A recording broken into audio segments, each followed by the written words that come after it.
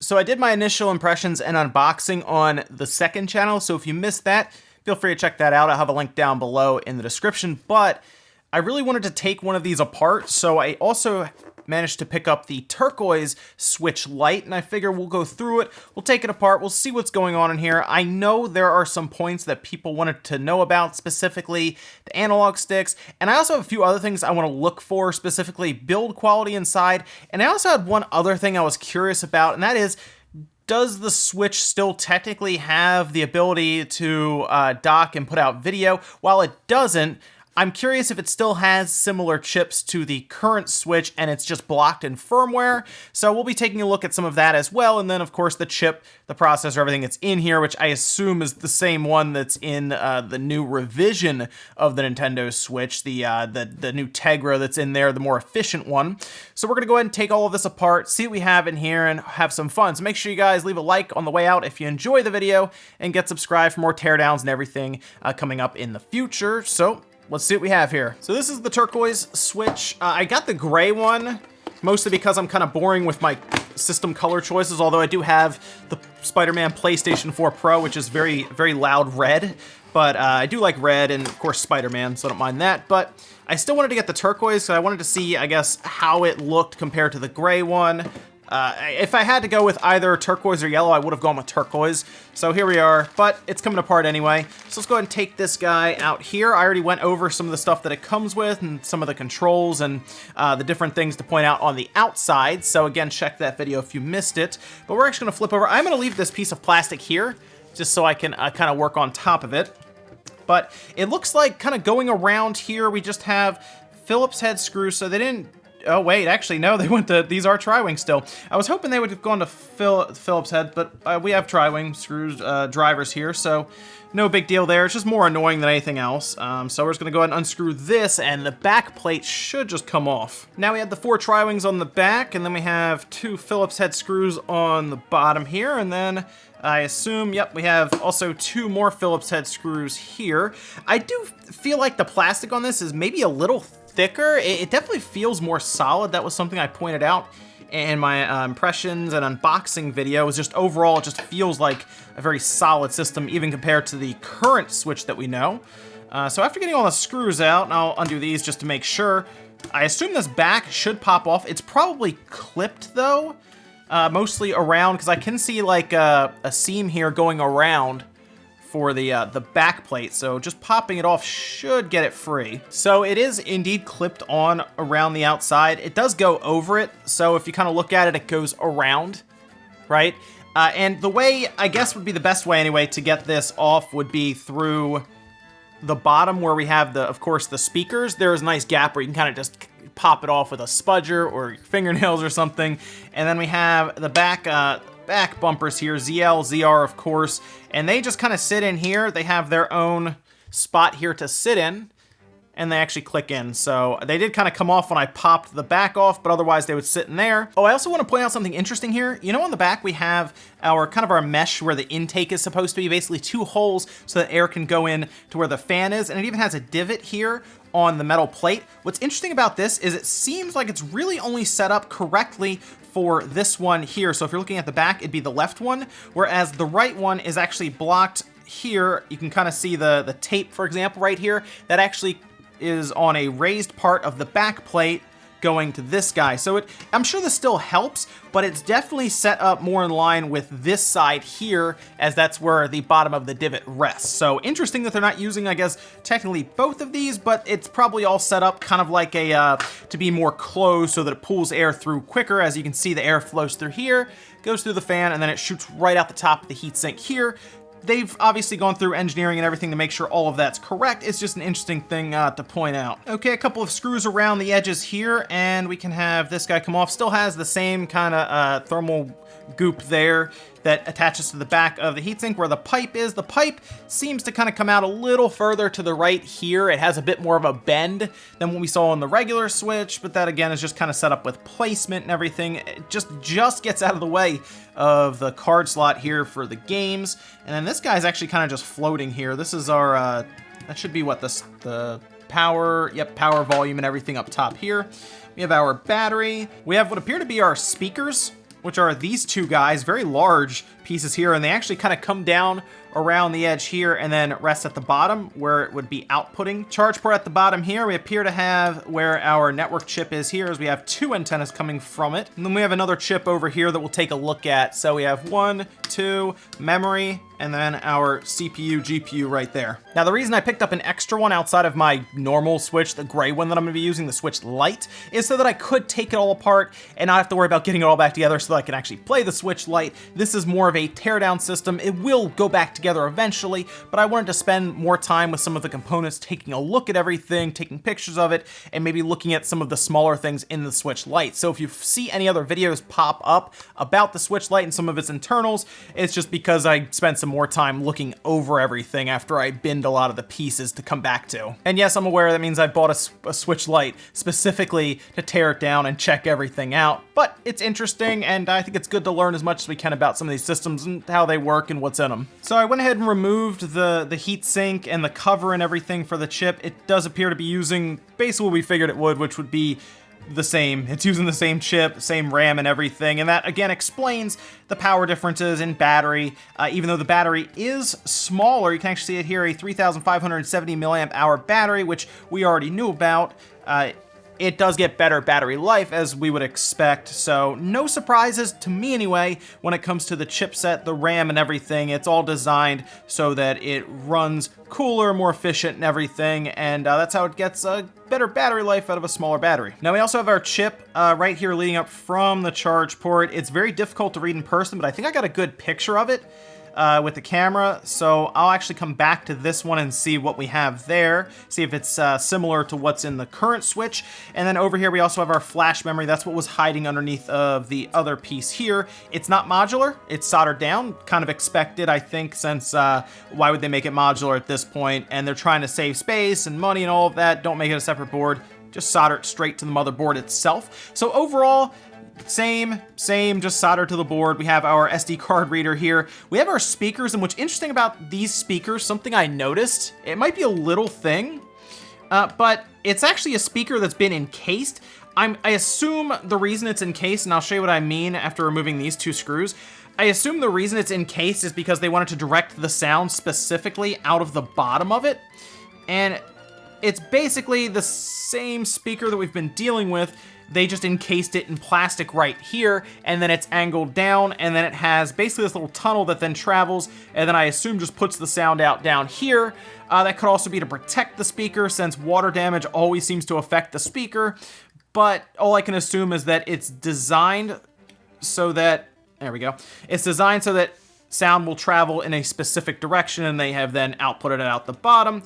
Again, that's all I can assume there, but interesting that this large gray piece on the sides were speakers. The game card reader and headphone jack would be next, held in with quite a few screws, maybe more than it really needed. I believe there were 7 screws just holding this piece itself down. Now, of course, that'll make it so that the headphone jack is more sturdy, the game card slot is more sturdy. Keep in mind, though, if you break either of these, which headphone jacks tend to break more than anything else, whether something gets broken off in there, it's loose so you don't get sound in both earpieces and everything.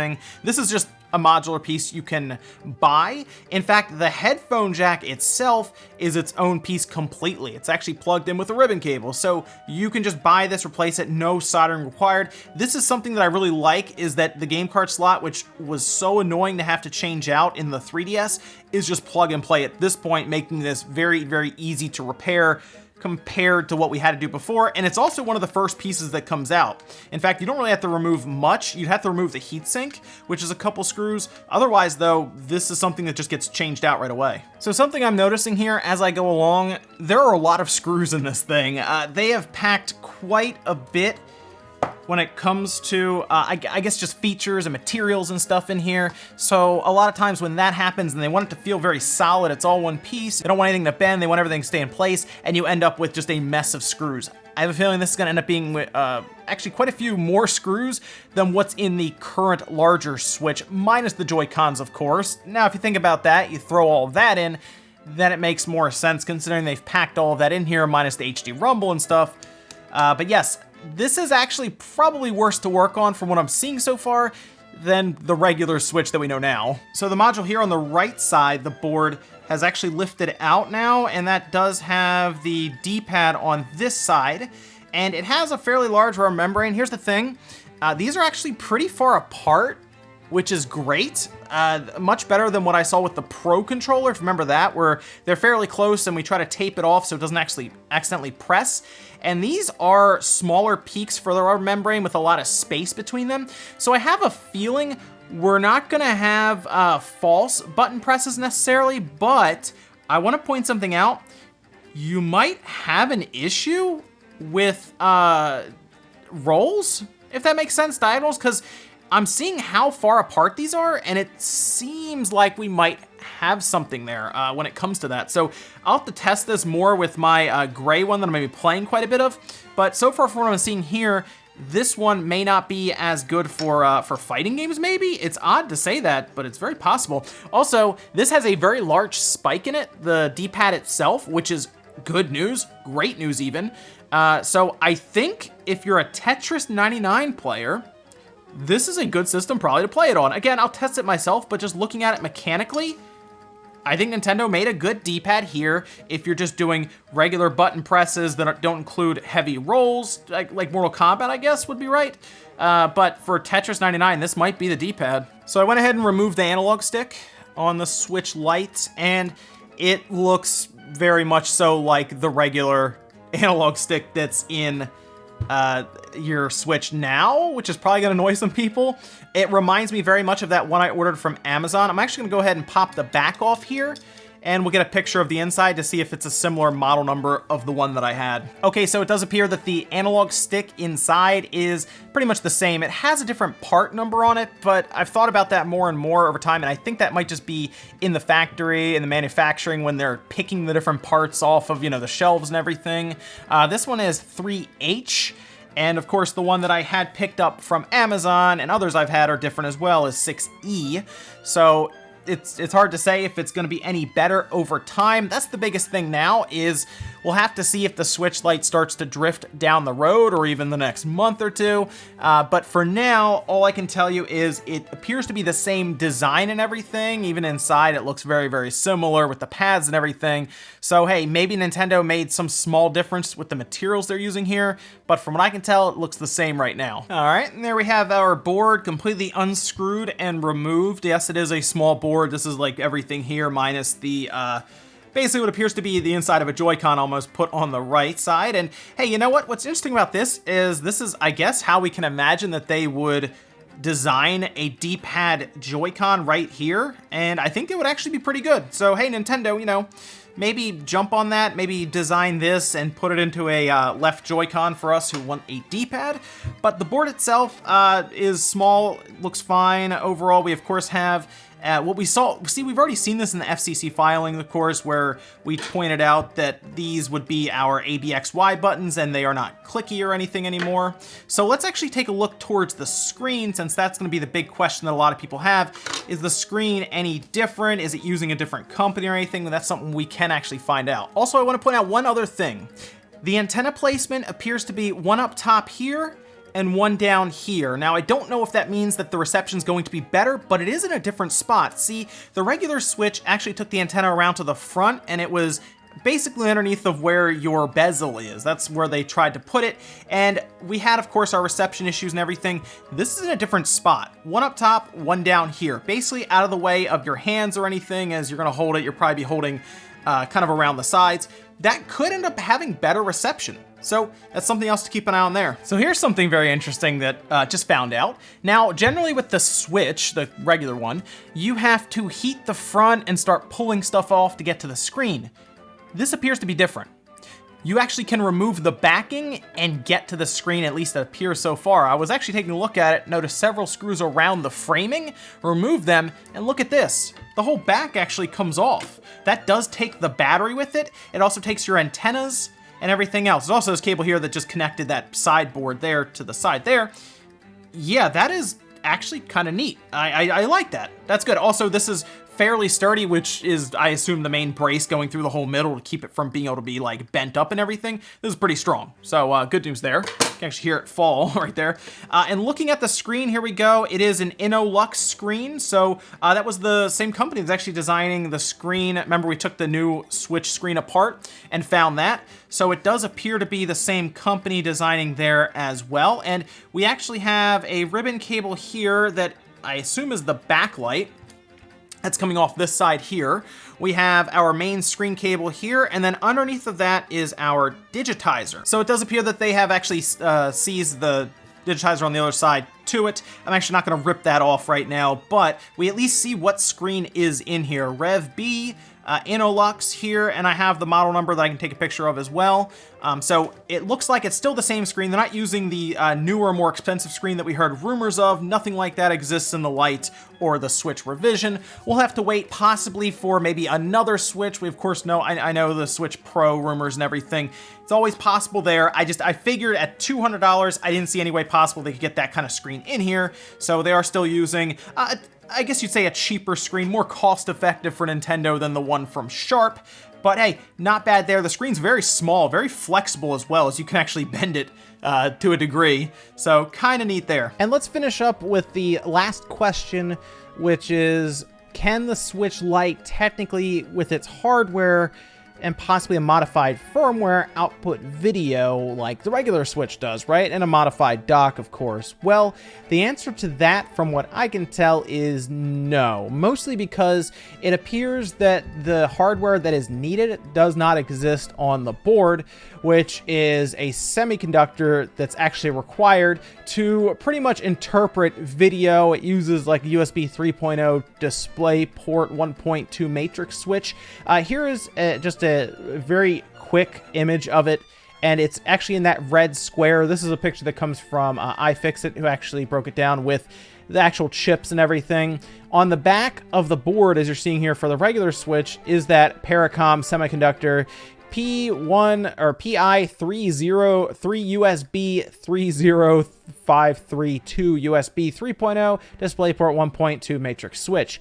That switch does not exist on the Switch Lite motherboard. It has audio codecs and several other chips. There are a few that also deal with just USB in general, but there's nothing there to interpret and put out any type of video from what I can see on the board. So unfortunately, for anyone who is wondering if that ever will be possible, whether it gets hacked or something down the road, does not appear to be the case from what I'm seeing, at least not in the same way that the current Switch would do it. Sure, maybe there's ways to pull from the board similar to how people are doing with the 3DS, where they would do all these wires and to the board to pick up a signal and everything, but it does not appear that the USB-C, at least on the bottom that we used to charge it with and connect controllers, as it does at least interpret USB signals and everything, does not actually have video flowing through it, essentially. So there we go there. They did probably remove it, I assume, and anything that goes with it to save money, as we pretty much figured, right? I mean, that's something they could remove and save money completely. But overall, looking at the Switch Lite, it is a solid system. It's built well, it's sturdy, and internally, it's solid. Like, I really don't have too much bad to say about it in terms of its build quality. I think overall it's going to be, I think, more durable than the current Switch, which probably seems obvious, as we've seen the current Switch have warping issues, the plastic has cracked, we've seen the vents break, we've seen the Joy-Cons have a hard time sliding in and out at times or staying locked. The Switch Lite is definitely one you would want to pick up if you know you're going to be traveling a lot and you don't mind it just being a handheld-only device, or maybe you just want to save $100 and just play some of the Switch games that you want. Not a bad pickup from a hardware standpoint and from looking at how it's built. But let me know what you guys think about your Switch Lite so far, if you picked it up, or if you're planning on getting one. Make sure you guys like the video if you enjoyed it, dislike it if not, guys, and I'll see you next time.